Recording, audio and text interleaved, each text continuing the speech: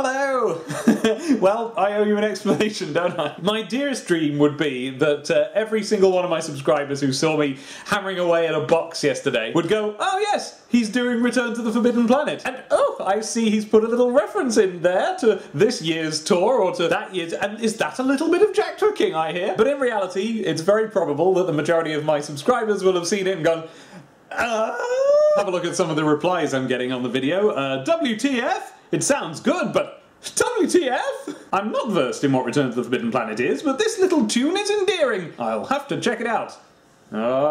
Maybe you will. Probably won't, because a lot of my subscribers are in America. You have to be British, I'm afraid. Just at the moment, you have to be. Space Wipeout? Those April 1st videos are getting more and more surreal. Yeah, I maybe shouldn't have posted it on April the 1st, because I am deadly serious about this, and I'm going to tell you all about it. You know how sometimes someone who cares for you, a friend, will tell you, you've got to watch this TV show, because it's the best one. And your immediate response is, well, I'm not going to watch it. I live my own life. I'm not going to do what I'm told. And you don't watch it, and you continue not watching it, and then finally, ages later, you do watch it, and they were right, it's your favourite TV show in the whole world. Well, we're doing this now, and we don't have time to go through all that first bit. If you live in the UK and you're watching this anytime between when it comes out and sort of early to mid-May, then you need to get tickets to Return to the Forbidden Planet. It's touring at the moment, like it's a thing, it's an actual thing you go to. It's not a film, it's a stage show, and you need to go. And the links are down there if you want to get yourselves tickets, and you do want to get yourselves tickets. I will now explain to you why you want to get tickets, but gosh, nothing I can say will explain it properly. Honestly, you know how this goes. The more I explain it to you, the more you're going to resist, and the more the experience of discovering it for yourself is going to be diluted. So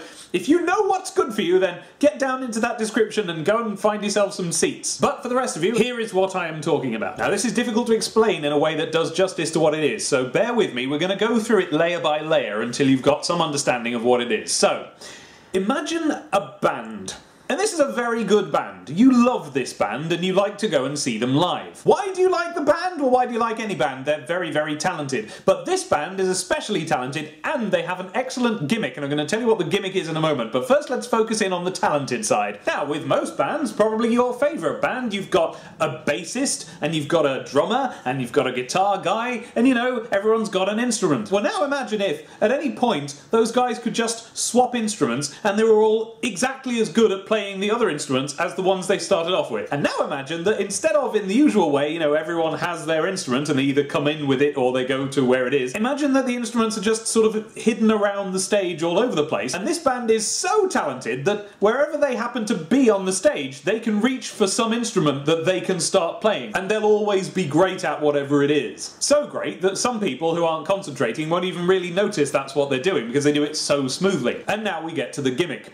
I said a minute ago that the instruments are hidden around the stage. Well, imagine that the stage is made up to look like the bridge of a starship, and everyone in the band is the crew of the starship. Imagine further that their instruments make up parts of the spaceship. Trombones wielded like laser guns. Drum kits positioned to resemble twin engines. One year they even had sort of pull-down safety harnesses on their seats that were actually little keyboards that they could play as they were just sitting there. I've seen little drum pads set up on the walls just looking like the buttons of the spaceship. There was once a theremin just sort of attached to the top of a transporter. And of course a main navigational computer bank that's really a synthesizer. At this point I've inducted you sufficiently that I can show you a picture in this, the 1994 In-Flight magazine. Yeah, 1994. This thing goes back a while, and I've got a history with it. Long story short, it was one of the early stepping stones on the road that has led to the fact that I'm getting married in a few weeks. And inside it we find this. An illustration of some of the people we're talking about today in costume as the crew of the Starship Albatross. And that, believe it or not, is just layer one of what Return to the Forbidden Planet is. We're going to delve deeper still. Have you heard of the film Forbidden Planet? It's a 1950s classic sci-fi film. It's where that robot comes from, you know, the one with the big dome of glass and the little twiddly things inside. And if you know anything about that film, then you will know the #1 piece of trivia about it, which is that it's based on Shakespeare's The Tempest, but brought forward into a kind of sci-fi setting. So instead of a kind of an old wizardy guy, there's an old mad professory guy. And instead of magic,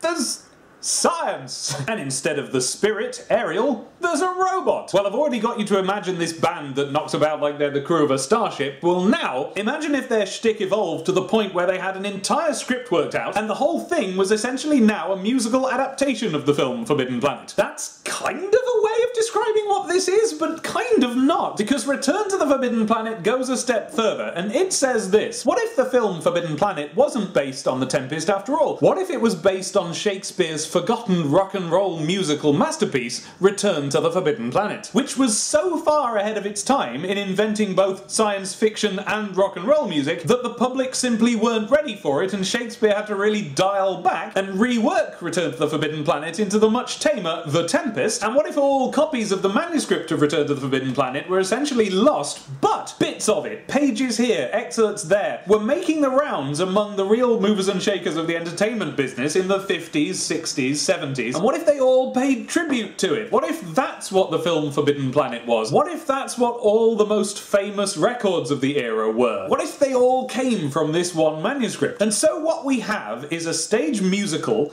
that's sort of an adaptation of Forbidden Planet, is sort of a tribute to and sort of a parody of all of the sort of 50s, 60s, 70s sci-fi pop culture thing generally, is an extremely warm-hearted and unironic tribute to the music of that era, which very cleverly manages to update and present it to a modern audience by not updating it at all, but just playing it really well and really loud. And despite being a musical, it's not one where there's a band hidden under the stage while the actors sing and perform. No, the band are the actors, it's all the same people. They're on the stage acting, they're doing Shakespeare. Some alien force holds us on this fearful planet.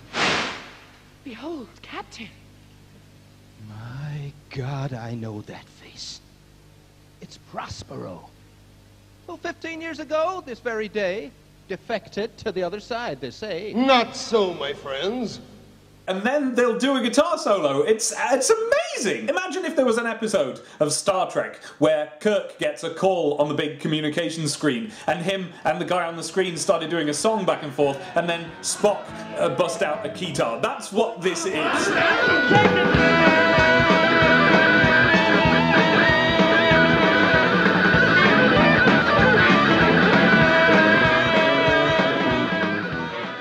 This thing and me go way back. I was 12 years old when I first saw it. These are the photos from it. If only my scanner was still working, I'd be able to show you them a little bit better. Perhaps I'll show you them in the future. Look, there's the robot. I got the scanner working in the end. There's a robot guy, look, coming out of an airlock underneath a big computer bank that's secretly a keyboard. Look, that guy up there is playing something right now. You can just tell.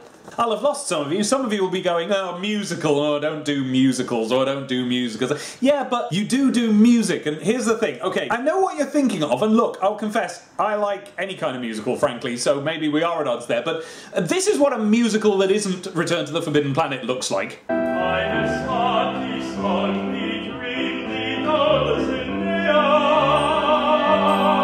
And this is what a musical that isn't Return to the Forbidden Planet goes like. My arms fold about you, you know, darling. And this is what a musical that is Return to the Forbidden Planet goes like.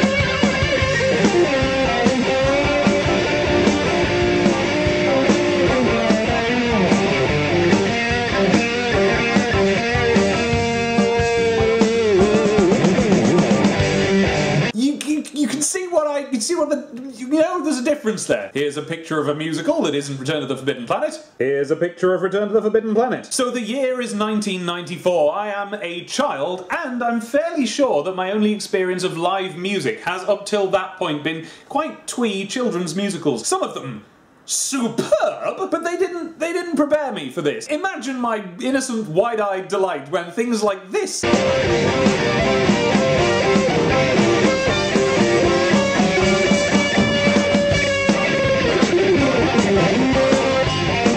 happened right in front of me, as if it was just normal, as if this is things people, just human beings, can do with their talent and their abilities, just in front of you, without having to be in a studio being manipulated by, you know, clever dials. No, they can just do it. They can do it. I ran to the kiosk at the end to pick this up. This is from a time when it was exciting to hold a CD, and still, as I look at it now, it kind of represents that. You know, I'm honestly, I'm looking at this and going, oh, CDs. Do you remember Do you remember how exciting this was? Just a square this size was once a tremendously exciting thing when it comes to music. Look, this is from when they didn't even print pictures on the discs. And this will never leave my side. But this isn't for you. This is for people who've seen the show and want to relive it. If you haven't been there and experienced it, then you're not going to get much out of that soundtrack, and quite honestly, I wouldn't go looking for it, or indeed any other things, because what you'll find all over YouTube is various amateur and schools productions of Return of the Forbidden Planet, and oh, what a great time they must have had making them, and presumably the audiences have a roaring time as well, and they're all wonderful. But it's not the thing I'm talking about. See, most people who put this show on, they just treat it like a musical, so you have some people being the cast, and then you have some people over there playing the music. And that's fine, that works for most shows, but what's so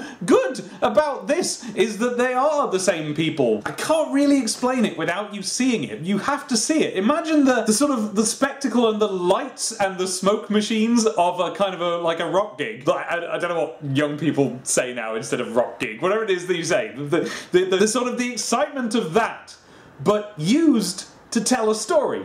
I used to say it was a concert with a plot, but that's not quite right, because it's not. These are actors, and they are acting in a show, and they're doing a story for you, and it's Shakespeare. The script is by Shakespeare, sort of. It's mostly Shakespeare jokes, but it's all crafted out of actual Shakespeare, so there are bits that are sensible bits, and you know, you're just watching it going, oh yeah, cool, oh, alright, yeah, that was a sensible bit. I don't know how you would put this together, the script for this show, unless you know every line of Shakespeare there ever was, because it's all been stitched together in such a way that genuinely does make a new play, but is also a joke, but is also like serious in parts, and it's without just going, you know, they haven't just taken like To Be or Not to Be, the whole speech, and just put that in. It doesn't work like that. It's all really stitched together. So all of Shakespeare's work is mashed up, and all the songs are mashed up, and that's what it is. It's a mash-up musical. I've heard it credited with sort of inventing the jukebox musical, but that's not right. That's not what it is. This isn't a Mamma Mia or something. This is a